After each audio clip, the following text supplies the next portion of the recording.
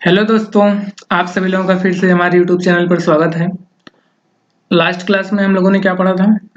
हमने परिवर्त का क्वेश्चन किया था। उसमें ए बी डैश निकालना था हमको, ये प्रूव करना था कि ए बी डैश बराबर बी डैश ए डैश। इस टाइप क्वेश्चन हर साल बोर्ड एग्जाम में पूछे जाते हैं। आज हम लोग डिस्कस करेंगे एक नया क्वेश्चन।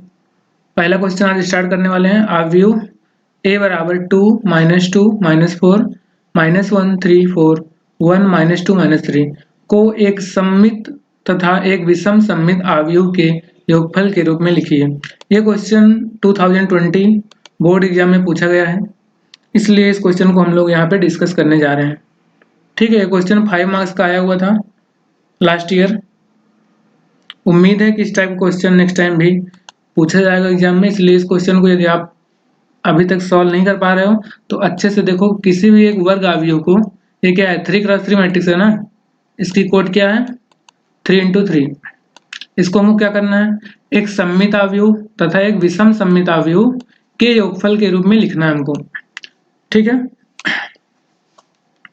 तो पहले इसको सॉल्व करने से पहले मैं आप लोगों को इसका कंसेप्ट बताता हूँ, क्वेश्चन को कैसे सॉल्व किया जाता है। इस तरीके के क्वेश्चन को किस तरीके से आप टैकल करोगे। ओके,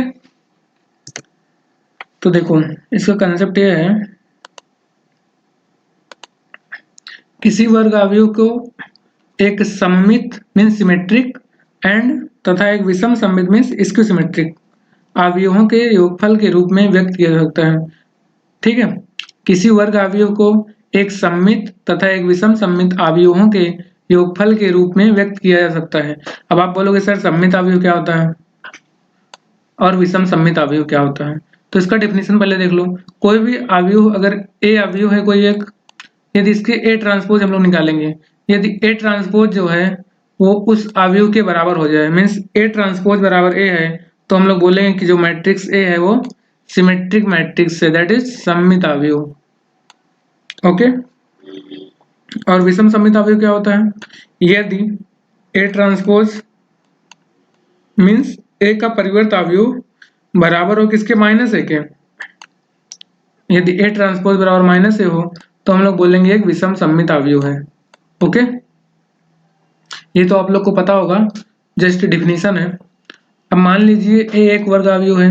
ए क्या है, वर्ग आव्यूह। इसका ऑर्डर कुछ भी हो सकता है, कोटि 2x2 3x3 4x4। ओके, इस तरीके से तो हम लोग ए को लिख सकते हैं। ए को हम लोग क्या लिख सकते हैं, ए को आप लिख सकते हो 1/2 इंटू ए प्लस ए। कोई दिक्कत, कोई दिक्कत नहीं ना, वही तो बात है ना। इसको ऐड करोगे 2 हो जाएगा, 2 से 2 कैंसिल आउट तो ए बचेगा। ए को हम लोग लिख सकते हैं 1/2 ए प्लस ए। अब हम क्या करते हैं, इसमें ए ट्रांसपोज मीन्स ए परिवर्त, ए ट्रांसपोज बोलो, यहाँ पे एक बार लगा देते हैं ना, डैश। इसको यहाँ पे चाहे टी लिखो या डैश लिखो, दोनों बात एक ही है। तो मैंने ए ट्रांसपोज को ऐड किया तो हमको माइनस भी करना पड़ेगा, तो यहाँ पे मैंने ए ट्रांसपोज को माइनस भी कर दिया। ओके, अब इसको हम लिख सकते हैं ए प्लस ए ट्रांसपोज, मैं इसको साथ लिखता हूँ, और इसको ए माइनस ए ट्रांसपोज को अलग से लिखता हूँ। तो ए प्लस ए ट्रांसपोज, यहाँ पे देखो ए प्लस ए ट्रांसपोज, यहाँ पे डैश लिखो या टी लिखो, दोनों बात एक ही है, दोनों का मतलब होता है परिवर्त। ठीक है, और 1/2 यहाँ पे आ गया, प्लस ए माइनस ए डैश, यहाँ पे क्या बचा, ए माइनस ए ट्रांसपोज या ए डैश, और 1/2 यहाँ पे आ गया। आपको ए पता है, आप ए डैश निकाल सकते हो, और दो मैट्रिक्स का समेशन तो आपको पता ही है, तो इस तरीके से आप इसको निकाल सकते हो और इसको भी निकाल सकते हो। तो ये वाला जो मैट्रिक्स मिलेगा ये होता है सममित आव्यूह। ये क्या होता है, सममित आव्यूह। और ये वाला विषम सममित, ये होता है symmetric matrix, and this one is called as skew symmetric matrix. Okay, अब देखते हैं हम लोग एक एग्जांपल करेंगे, और उसमें मैं एग्जांपल में आपको बताऊंगा कैसे करना है। उसकी सहायता से आप लोग जो लास्ट ईयर क्वेश्चन पूछा गया था इसको आप सॉल्व करना है। ठीक है, इसको मैं खुद से नहीं करवाऊंगा, यदि आपको कुछ डाउट होगा तो मेरे व्हाट्सएप ग्रुप पे आप क्वेश्चन पूछ सकते हो। ओके, देखो ये वाला क्वेश्चन हम यहाँ पे करने जा रहे हैं। तरीका तो आपको पता चल गया कैसे करना हमको। बी कोई मैट्रिक्स दिया हुआ है, को एक सममित आव्यूह तथा एक विषम सममित आव्यूह को योगफल के रूप में लिखिए। Okay, I think question same ही है ये, डेटा भी सेम है, 2 -2 -4 -1 3 4 1 -2 -3, हाँ सेम क्वेश्चन है। ओके, तो आप लोगों को सिस्टर नहीं करना है, वही क्वेश्चन है। को एक सममित अवयव तथा एक विषम सममित अवयव के रूप में लिखना है। यहाँ पे बस इसका नाम चेंज कर दिया, बी कर दिया है। तो आप बी को क्या लिखोगे? बी को हम लोग लिखेंगे 1/2 B plus B dash, isn't it, B plus B dash. और इसको हम लोग ऐसा भी लिख सकते हैं 1/2 B minus B dash. Okay, B dash कैसे निकालोगे? परिवर्त निकालना तो आपको आता है, परिवर्त निकालो, दो मैट्रिक्स का समेशन करो और यहाँ पे सब्ट्रैक्शन करो। ये वाला मैट्रिक्स होगा सममित अवयव, ये वाला होगा विषम सममित अवयव। देखो कैसे सॉल्व करना है हमको। आपको बी दिया हुआ था, बी डैश निकाल लेंगे कैसे? जस्ट आपको जैसे पहला पंक्ति था, इसको पहला कॉलम में कन्वर्ट करना था। ये देखो 2 -2 -4 है, तो इसको हम लोग पहला कॉलम बना देंगे बी डैश में। तो 2 -2 -4, ऐसे यहाँ पे -1 3 4 1 -2 -3 आ गया, बी डैश आ गया। अब हम लोग देखो क्या करते हैं, मान लीजिए P बराबर, मैंने मान लिया कोई P एक मैट्रिक्स है, इसको हम लोग लिखते हैं 1/2 बी प्लस बी डैश। वहां पे दिखाया था ना मैंने, देखो 1/2 बी प्लस बी डैश, ये वाला मैट्रिक्स होगा सममित अवयव और ये वाला होगा विषम सममित अवयव। इसको हम लोग मान लेते हैं P और इसको Q, ठीक है। तो 1/2 बी प्लस बी डैश क्या हो जाएगा? 1/2 बी, ये वाला मैट्रिक्स जो पहले आया हुआ था, और बी डैश क्या है? बी मैट्रिक्स का ट्रांसपोज। ओके, तो जब आप इसको ऐड करोगे, यहाँ पे आई थिंक बी डैश लिखा नहीं है, ठीक है, यहाँ पे बी लिखा है, ऐड करके डायरेक्ट लिख दिया है वो, 2 2 4 हो गया ना, ठीक है। वो मैट्रिक्स दिख नहीं रहा, तो आप लोग जब ऐड करोगे दोनों को, बी को और बी डैश को, तो इतना आएगा 4 -3 -3 -3 6 2 -3 2 -6। अब जब 2 से डिवाइड करोगे तो ये 2 2 या 4, यहाँ पे 2 हो जाएगा, और ये -3/2, यहाँ पे देखो ये -3/2 हो गया, -3/2, ये 3 1, ये आ गया आपका। ये मैट्रिक्स सममित अवयव है। कैसे? देख लो इसको। सममित अवयव की परिभाषा क्या होता है? यदि P डैश बराबर P हो तो हम लोग बोलते हैं सिमेट्रिक मैट्रिक्स है सममित अवयव। तो ये P मैट्रिक्स पता है आपको, इसका आप लोग परिवर्त निकाल लो। परिवर्त निकालो, क्या हो जाएगा? पहला पंक्ति पहला कॉलम हो जाएगा, मतलब मीन्स 2 -3/2 -3/2, 2 -3/2 -3/2। यही तो किया ना मैंने, पहले पंक्ति को पहला कॉलम और दूसरा पंक्ति को मैंने दूसरे कॉलम में लिख दिया, -3/2 3 1, एंड थर्ड पंक्ति को थर्ड कॉलम में लिख दिया। ओके, अब देखो, आप जब इसको ध्यान से देखोगे, ये वाला matrix is nothing but P matrix. Okay, means ये वही मैट्रिक्स है जो कि मैट्रिक्स P है। तो हम लोग बोल सकते हैं कि P डैश बराबर P है, अतः यह एक सममित अवयव है। P बराबर 1/2 B प्लस बी डैश निकाले थे यहाँ पे, तो बोल दिया कि मैंने P बराबर 1/2 B प्लस बी डैश एक सममित अवयव। ओके, और विषम सममित के लिए क्या करोगे? 1/2 B माइनस बी डैश को हम लोग कैलकुलेट करेंगे, मीन्स B में से बी डैश को घटाएंगे, 1/2 आ गया, घटाने पे इतना आ गया, 2 से डिवाइड करो, ये आ गया, ठीक है। अब इसको हमको चेक करना है कि ये विषम सममित अवयव है कि नहीं है। कैसे चेक करोगे? डिफिनेशन आपको पता है कि हम लोग Q का ट्रांसपोज निकालेंगे, परिवर्त निकालेंगे। Q डैश बराबर यदि -Q होता है तो हम लोग बोल देंगे कि ये एक विषम सममित अवयव है। ओके, एग्जाम में क्वेश्चन को सोल्व करने में आपको इतना टाइम नहीं लगेगा, मैं यहाँ पे आपको समझा रहा हूँ इसलिए टाइम ज्यादा लग रहा है, ठीक है। बाकी ये मैक्सिमम 1 मिनट में क्वेश्चन सॉल्व हो जाएगा, बट कैलकुलेशन का ध्यान देना, ज्यादा जल्दीबाजी चक्कर में ऐसा ना हो क्वेश्चन गलत कर दो। देखो, अब यहाँ पे मैंने चेक किया Q डैश निकाल के, Q डैश कितना आएगा, उसका मैंने क्या किया? परिवर्त निकाल दिया, और मैंने जब चेक किया तो ये बराबर हो रहा है -Q के, अतः हम कह सकते हैं कि एक विषम सममित अवयव है।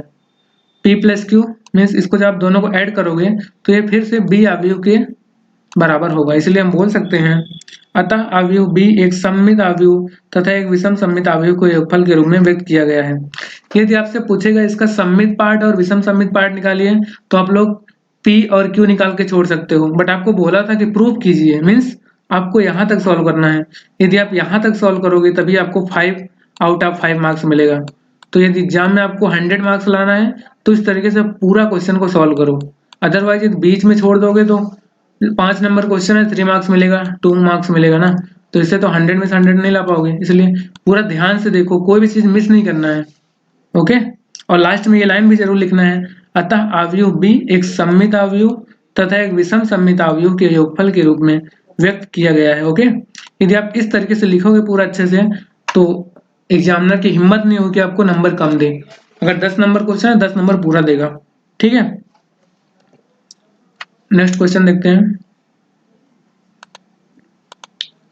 ये देखो क्वेश्चन थोड़ा इंग्लिश में आ गया, आई थिंक आप लोग कंफर्टेबल हो इंग्लिश में, बट मैं हिंदी में बोल देता हूँ पूरा क्या लिखा हुआ है। क्वेश्चन में दिया हुआ है, यदि a बराबर 2 - 1 3 4, b बराबर 5 2 7 4, c बराबर 2 5 3 8, तो आपको निकालना है find a matrix D, means एक अवयव D निकालिए सच दैट, इस प्रकार है, जो इस प्रकार है कि CD माइनस AB बराबर 0।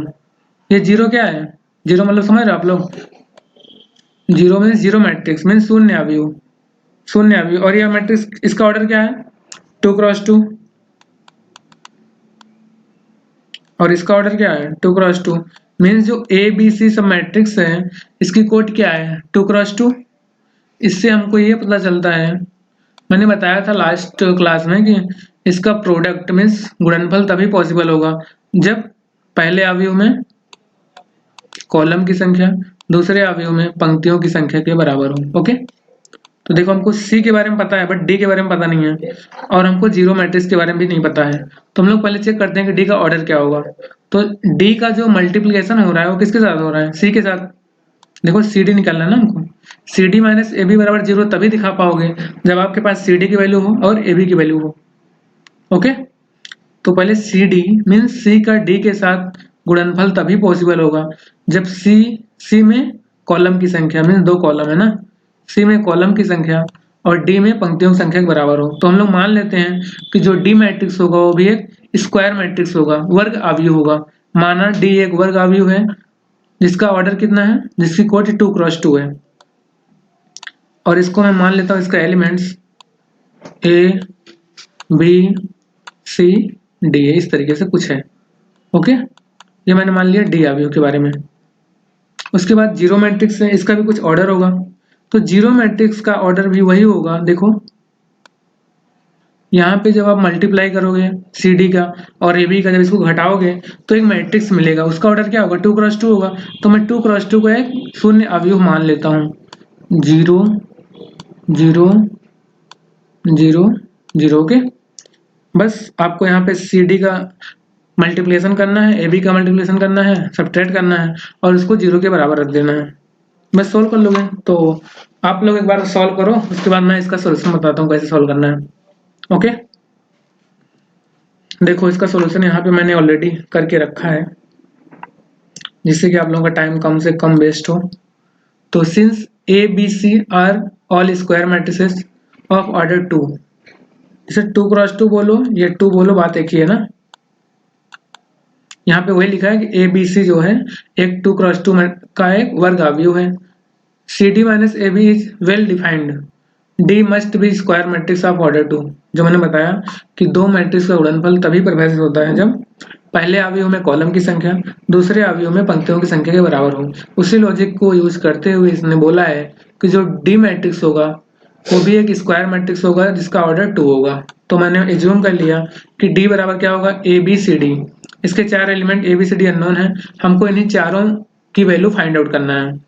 फाइंड आउट करने के लिए आपको कंडीशन दिया हुआ है कि C D minus A B बराबर 0, ये वाला लाइन लिखा हुआ था ना, C D minus A B बराबर 0। तो यहाँ पे सी की वैल्यू रख दो, डी की वैल्यू रख दो, माइनस ए की वैल्यू रख दो, बी की वैल्यू रख दो, बराबर 0 है। तो 0 को मैंने 0,0 2 क्रॉस 2 मैट्रिक्स लिख दिया। ओके, अब यहाँ पे देखो जब इसका आप मल्टीप्लिकेशन करोगे तो इस वाले रो का मल्टीप्लिकेशन इसमें होगा तो हो जाएगा 2a + 5c, यहाँ पे लिख दिया। ओके, जब इसका मल्टीप्लिकेशन आप इसके साथ करोगे तो ये आएगा क्या 2b + 5d, उसको मैंने यहाँ पे लिख दिया।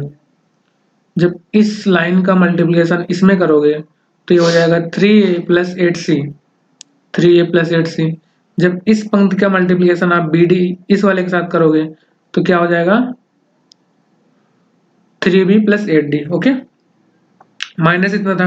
अब मैट्रिक्स का घटाना, सब्ट्रैक्शन तो आपको पता है, 2a + 5c - 3 हो जाएगा। ये 2b प्लस 5d माइनस 0 हो जाएगा, ये 3a प्लस 8c माइनस 43, ये इतना हो गया ना। अब देखो ये मैट्रिक्स इस मैट्रिक्स के बराबर तभी होगा, यहाँ पे बराबर का साइन है, जब इसके सभी एलिमेंट इस वाले मैट्रिक्स के सभी एलिमेंट इस वाले मैट्रिक्स के सभी एलिमेंट के बराबर हो। ये होता है similarity of to matrices, means दो मैट्रिक्स की समानता। दो मैट्रिक्स तभी समान होते हैं जब उनके सभी एलिमेंट समान होते हैं। जैसे इसका देखो, पहली पंक्ति पहला कॉलम का एलिमेंट जो है ये है 2a प्लस 5c माइनस 3 और इधर क्या है 0 है, तो 2a प्लस 5c माइनस 3 जो है ये 0 के बराबर होगा, और ये वाला 2b प्लस 5d 0 के बराबर होगा। Okay, 3a plus 8c minus 43 ये भी 0 के बराबर हो गया, और ये वाला भी 0 के बराबर होगा। तो यहाँ से देखो आपको 4 इक्वेशन मिल गया और 4 अननोन है आपको, तो मीन्स आप लोग a b c d की वैल्यू आसानी से फाइंड कर सकते हो। कैसे फाइंड करोगे, देखो यहाँ पे ये वाले इक्वेशन में a और c अननोन है, यहाँ भी a और c, तो आप लोग इस दोनों को सॉल्व करके a और c की वैल्यू निकाल लोगे। ओके, और यहाँ पे देखो 2b प्लस 5d, यहाँ पे 3b प्लस 8d माइनस 22, तो इस दोनों को सॉल्व करोगे तो आपको b और d की वैल्यू मिल जाएगा। आपको निकालना क्या था, डी मैट्रिक्स। यदि आपको a b c d पता है तो आप लोग यहाँ पे a की वैल्यू रखना, यहाँ पे b की वैल्यू रखना, और यहाँ पे c, यहाँ पे d, you will get d matrix. Okay, देखते हैं सॉल्यूशन इसका। देखो यहाँ पे by equality of matrices means दो मैट्रिक्स की समानता करने पर क्या मिलेगा हमको, पहला इक्वेशन ये था, दूसरा इक्वेशन ये मिला है, third this one and fourth one ना। Solving 1 and 2 we get a बराबर इतना, इसको सॉल्व कर लोगे हम लोग, कोई दिक्कत नहीं इसमें। c बराबर 77 आ गया और b बराबर इतना आ गया, d बराबर 44। तो आपको निकालना था डी मैट्रिक्स, तो डी मैट्रिक्स ये हो गया। ओके, आई थिंक आपको समझ में आया होगा। सो ये सब क्वेश्चन जो मैंने करवाया इसको आप लोग एक बार खुद से करना अच्छे से, और यही सब एग्जाम में क्वेश्चन आने वाले हैं, कुछ नया क्वेश्चन नहीं आएगा।